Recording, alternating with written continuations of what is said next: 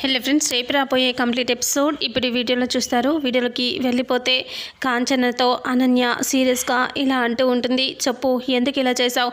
అసలు మా అమ్మ నాన్న ఎవరు అని అడుగుతూ ఉంటే ఏందమ్మి అట్ట అడుగుతున్నావు అని అంటే, అవును వాళ్ళు మా అమ్మ నాన్న కాదంట. అంటే మరి నీకెవరు చెప్పారమ్మి అని అంటే, వాళ్ళు మాట్లాడుకుంటూ ఉంటే నేను విన్నాను, అందుకే అడుగుతున్నా. మా అమ్మ నాన్న ఎవరు? అసలు నేను వీళ్ళ దగ్గర ఎందుకున్నాను అని అంటూ అడిగితే అప్పుడే కాంచన ఏం చెప్పాలో అర్థం కాక బాధగా పక్కకి వెళ్ళి నిలబడుతుంది. అప్పుడే అనన్య ఇలా అంటుంది, చెప్పండి, ఎందుకు చెప్పు పెద్దమ్మ, ఎందుకు నన్ను ఇలా ఒంటరిదాన్ని చేశారు? అసలు నేను మా అమ్మ నాన్నకి పుట్టలేదా? వాళ్ళు నన్ను కన్న కూతురు కాదు అంటున్నారు అంటే నేను ఇంకెవరి కూతుర్ని? చెప్పు పెద్దమ్మ, చెప్పు, నువ్వు నాకు చెప్పాలి అనుకున్నావని వాళ్ళు మాట్లాడుకుంటూ ఉంటే నేను విన్నాను. నువ్వు నాకు ఏం చెప్పాలి అనుకుంటున్నావు? అసలు నీకు తెలుసా మా అమ్మ నాన్నెవరో నీకు తెలుసా అని అంటూ అడిగితే ఇంకా ఏం చెప్పకపోతే దగ్గరికి వెళ్ళి గట్టిగా అడుగుతుంది, చెప్పు పెద్దమ్మ చెప్పు అని అంటే అప్పుడే కాంచన చూస్తూ ఇంకా అవునమ్మి, నీ అమ్మ నాన్న ఆ విశ్వనాథం గీత కాదు అని అంటే మరి ఎవరు చెప్పు అని అంటే ఇంకా అప్పుడే ఏడుస్తూ కాంచన ఇలా అంటూ ఉంటుంది, నిన్ను కన్నా దౌర్భాగ్యురాల్ని నేనేనమ్మా, నేనే అని అంటే అవునా నువ్వా అని అంటూ ఒక్కసారిగా షాక్ అయిపోతుంది. ఇంకా అప్పుడే నువ్వు నా కన్న తల్లివైతే మరి వీళ్ళ దగ్గర నేనెందుకున్నాను? అసలు ఏం జరిగింది అని అంటూ సీరియస్గా అనన్య అడుగుతుంది. అప్పుడే కాంచన చెప్తూ ఉంటుంది, అసలు ఏం జరిగిందో మొత్తం నీతో చెప్తానమ్మి. ఈ విషయం గురించి నీతో చెప్పడానికి నేను చాలా ప్రయత్నం చేశాను, కానీ నువ్వు నా మాట వినలేదు అని అంటూ ఇలా చెప్తుంది. అసలు ఈ విశ్వనాథంని దిక్కు మొక్కు లేకపోతే మా నాన్నగారే చేరదీశారు, ఇంట్లో పెట్టుకున్నారు, బాగా చదివించారు.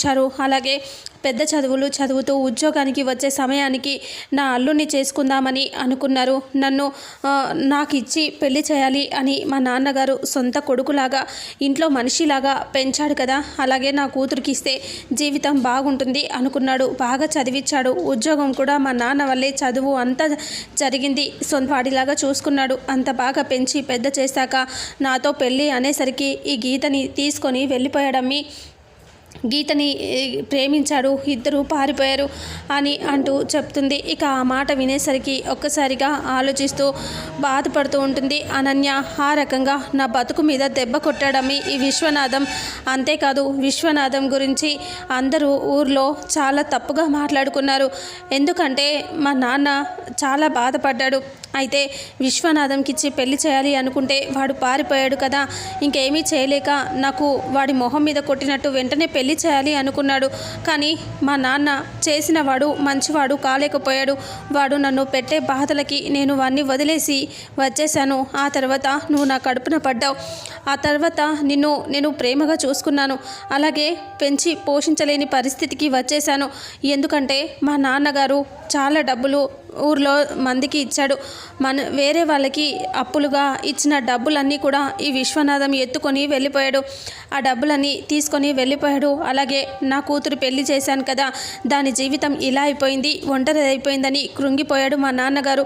అలా బాధపడుతూ ఆయన చనిపోయారు. ఒంటరిదాన్ని అయిపోయాను, నిన్ను పోషించుకోలేకపోయాను. అప్పుడు నాకు దిక్కు తోచని పరిస్థితిలో నేను విశ్వనాథం దగ్గరికి వచ్చాను అని అంటూ ఇక్కడ చూపిస్తారు.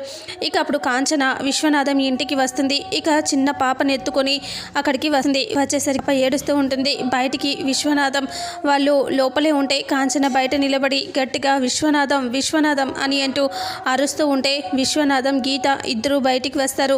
గీత కూడా డెలివరీ అయ్యి ఉంటుంది. శరణ్య పుట్టి ఉంటుంది. తనకేమో కాంచనకేమో అనన్య పుట్టి ఉంటుంది. ఇక అలా వాళ్ళిద్దరూ బయటికి వచ్చేసరికి ఇంకా కాంచన, నువ్వా ఇక్కడ ఉన్నావేంటి? రా లోపలికి అంటే ఏంది నేను లోపలికి వచ్చేది?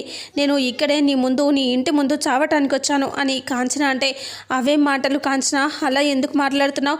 లోపలికి రా అని విశ్వనాథం అంటాడు. అప్పుడు కాంచన అంటుంది, ఎందుకు రావాలి నీ ఇంటికి?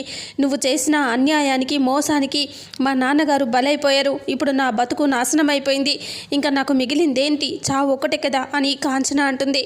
అలా అంటే విశ్వనాథం అంటాడు, చూడు కాంచన, అలా మాట్లాడొద్దు, రా లోపలికి అంటే గీత కూడా అలా మాట్లాడొద్దు కాంచన, రా ఇంట్లోకి అని అంటే నువ్వు నోర్ముయ్ అని అంటూ గీతని గట్టిగా అరుస్తుంది కాంచన.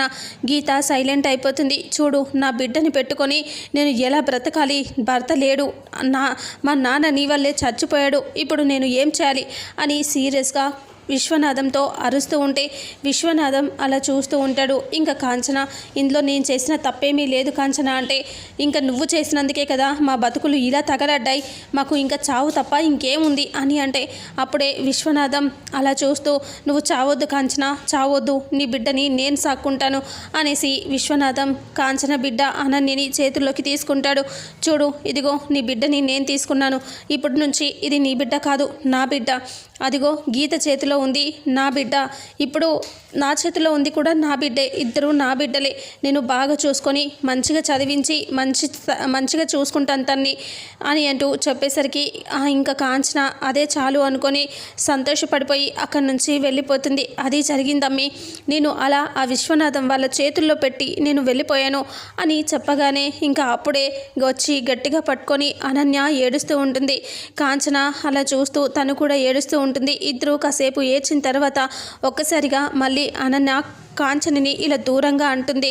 ఏందమ్మి, ఏమైందమ్మి అంటే, నీకు నేను ఉన్నాను కదా, నన్ను చూసుకోవచ్చు కదా, నన్ను పోషించుకోలేని పరిస్థితిలో ఉన్నావా నువ్వు, నన్ను అలా వాళ్ళ దగ్గర ఎందుకు వదిలేసావు అని అంటూ అనన్య నిలదీస్తుంది. ఇంచేనమ్మి, నువ్వు ఇక్కడ ఉంటే బాగా చదువువని, ఒక మంచి ప్లేస్లో ఉంచుతారని అనుకున్నాను, అలాగే నిన్ను బాగానే చదివించారు, కానీ ఈ పెళ్లి విషయంలో మోసం చేశారమ్మి. నా దగ్గర ఉంటే ఆ పల్లెటూర్లలో నువ్వు ఇలా అయ్యేదానివి కాదు కదా, అందుకే ఇక్కడ వీళ్ళ దగ్గర ఉంటే, ఈ సిటీలో ఉంటే నువ్వు మంచిగా అవుతావని, బాగా చదివిస్తారని నిన్ను అలా ఉంచానే, కానీ నిన్ను వదిలించుకోవాలని నీ మీద ప్రేమ లేక కాదమ్మి అని అంటూ ఉంటే అప్పుడు అనన్య అలా చూస్తూ ఉంటుంది. అందుకే నీ పెళ్ళి అని వాళ్ళు చెప్పేసరికి నేను వచ్చాను, నాకు ఫోన్ చేశారు, ముహూర్తాలు పెట్టుకుంటాం, నిశ్చితార్థం అని చెప్పి, అప్పుడు నేను నీ పెళ్ళే అనుకున్నాను, అందుకే ఏమీ మాట్లాడకుండా వచ్చాను.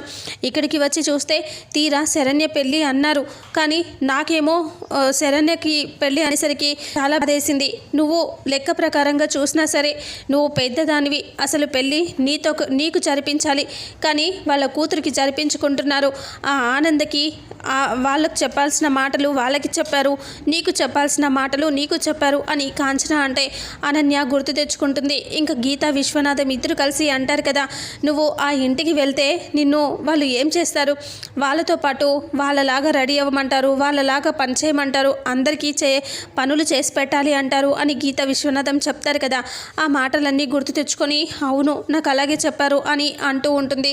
నిన్ను అలా మభ్యపెట్టి తన కూతురికి ఆ ఇంటికి పంపిస్తున్నారు, వాళ్ళ ఇంట్లో అంత కష్టం ఉంటే వాళ్ళ కూతురినే ఎందుకు పంపిస్తారు, ఒక్కసారి అర్థం చేసుకో అమ్మి, అందుకే నేను గొడవ చేశాను, నేను గొడవ చేస్తే నువ్వేమో నన్ను గయ్యాలి దానివి అంటావు, నాకేం చేయాలో తోచలేదు, నీకు అప్పటికి ఈ నిశ్చితార్థం కాకముందు నుంచి చెప్తూనే ఉన్నాను, కానీ నువ్వే నా మాట వినలేదు అని గుర్తు చేస్తే అనన్య ఒక్కసారిగా షాక్ అయిపోతుంది.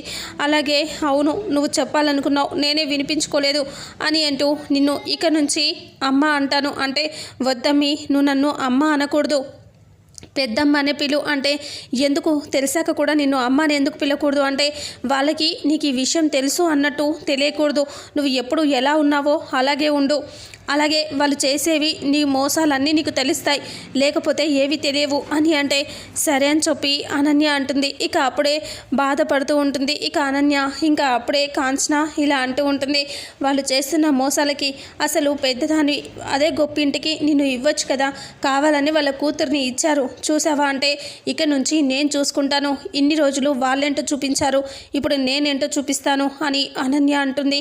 అప్పుడే శరణ్య స్వీట్స్ తీసుకొని అక్కడికి వచ్చేస్తుంది. అక్క అక్క అని చెప్పి వచ్చేసరికి ఇంకా అప్పుడు వాళ్ళిద్దరూ అలా చూస్తూ ఉంటారు. అక్క ఏంటి మీరిద్దరు ఇక్కడున్నారు, మిమ్మల్ని వెతుక్కుంటూ అప్పటి నుంచి నేను వెతుకుతూ వచ్చాను తెలుసా అంటే, ఏంటి ఏమైంది అని అంటూ అనన్య ముందుకు వస్తుంది. ఇదిగో అక్క స్వీట్స్ తీసుకోండి అని అంటూ ఇద్దరికి స్వీట్స్ ఇస్తే వాళ్ళిద్దరూ స్వీట్స్ తీసుకుంటారు. ఏంటి విశేషం, ఏందమ్మీ స్వీట్స్ ఇచ్చావు అని కాంచన అంటే, అదేంటంటే దర్శన్ గారికి నాకు పెళ్లి ముహూర్తాలు పెట్టుకున్నారు కదా, అందుకే ఈ ఆనందంలో స్వీట్ తీసుకొచ్చాను, అసలు దర్శన్ గారికి నాకు పెళ్లి జరగటానికి కారణం అక్కే, అందుకనే అక్క కోసం స్వీట్ తీసుకొచ్చాను అని అంటూ శరణ్య సిగ్గుపడుతూ చెప్తుంది. ఇక అప్పుడే ఓ అందుక అని అంటూ వాళ్ళు నవ్వుతూ అలా మాట్లాడేసరికి ఇంకా శరణ్య సరే అని చెప్పి అక్కడ నుంచి వెళ్ళిపోతుంది. అనన్య ఆ స్వీట్ని గట్టిగా తీసి కింద విసిరి కొడుతుంది. చూసావా సిగ్గుపడుతూ అది స్వీట్స్ ఎలా పంచుతుందో అని అంటూ కోపంగా అంటూ ఉంటే కాంచన అంటుంది, ఇది కూడా వాళ్ళ అమ్మ నాన్నలాగే నిన్ను నవ్వుతూ ముంచేయాలని చూస్తుందమ్మి. చూసావా వాళ్ళ ప్లాన్లు ఎలా ఉన్నాయో అని అంటూ ఉంటే చూస్తున్నా వాళ్ళని ఊరికే వదిలిపెట్టను అని అంటూ సీరియస్గా అంటుంది అనన్య. ఇక ఆ తర్వాత ఇంకా ఆనంద వాళ్ళ ఇంటి దగ్గర వాళ్ళ అక్క కోసం ఇంకా పని మనిషిని పెట్టమంటే పిఏ పెట్టేశాను మేడం అని అంటూ చెప్తూ ఉంటుంది. ఆనంద అలా చూస్తూ ఆలోచిస్తూ ఉంటుంది.